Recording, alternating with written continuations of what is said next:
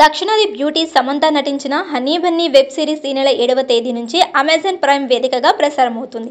Mixed టాక్కు కొన్ని చోట్ల, hit టాక్కు మరికొన్ని చోట్ల వచ్చింది. యాక్షన్ సన్నివేశాలలో సమంత బాగా నటించిందని, ఇలా నటిస్తుందని ఊహించలేదంటూ కామెంట్లు వస్తున్నాయి. రాజన్ డీకే దర్శకత్వం వహించిన ఈ వెబ్ సిరీస్లో కథానాయకుడిగా వరుణ్ ధావన్ నటించాడు. హనీ బన్నీకి సంబంధించి ఇంటర్వ్యూలు ఇస్తూ సమంత బిజీగా ఉంటుంది. అయితే ఇంత క్లిష్టమైన యాక్షన్ సన్నివేశాలను సిరీస్లో నటించేందుకు సమంత ఎంత పారితోషికం తీసుకుందనే విషయం ఇప్పుడు వైరల్ అవుతుంది. మీ పెట్స్ కి గ్రూమింగ్ నుంచి బర్త్డే సెలబ్రేషన్స్ వరకు అన్నింటిలో మంచి ఆఫర్స్ ని మాయా టైల్స్ అండ్ ట్రయల్స్ వారు మీ ముందుకి తీసుకుని వచ్చారు. ఎక్కడో కాదు, మన బాజ్పల్లిలో. Phone number 8985555318. ఈ సిరీస్ లో నటించినందుకు సమంతకు 10 కోట్లు చెల్లించారు. హీరోగా నటించిన వరుణ్ ధావన్ కు 8 కోట్లు ఇచ్చారు. అందుకు కారణం సమంతకు ఓవర్సీస్ లో కూడా మంచి మార్కెట్ ఉంది. $1 మిలియన్ కలెక్షన్ ను సొంతంగా తీసుకురాగల సత్తా ఆమెకు ఉంది.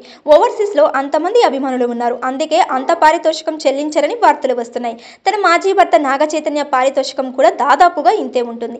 అయితే ఈ సిరీస్ తో నాగ చైతన్య పారితోషికాన్ని మించి తీసుకుందని నెటిజన్లు కామెంట్ పెడుతున్నారు. దీని ద్వారా అతనిపై రివెంజ్ తీసుకుంటుందంటూ సమంత అభిమానులు శృతి మించి మరీ కామెంట్లు పెడుతున్నారు. ఈ పారితోషికంతో నాగ చైతన్యకు అంత తీసుకో అంటూ ఛాలెంజ్ విసిరింది అని మరికొందరు రాస్తున్నారు.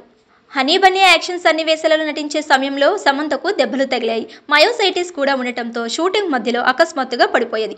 ఒక్కసారి ఆక్సిజన్ మాస్కులు పెట్టుకుని ఆక్సిజన్ సిలిండర్లు దగ్గరుంచుకొని మరీ సిరీస్ ను పూర్తి చేసింది. ఆమె నిబద్ధతను ఈ సంఘటనలు నిరూపిస్తున్నాయి. అందుకే అంత పారితోషికాన్ని చెల్లించారు.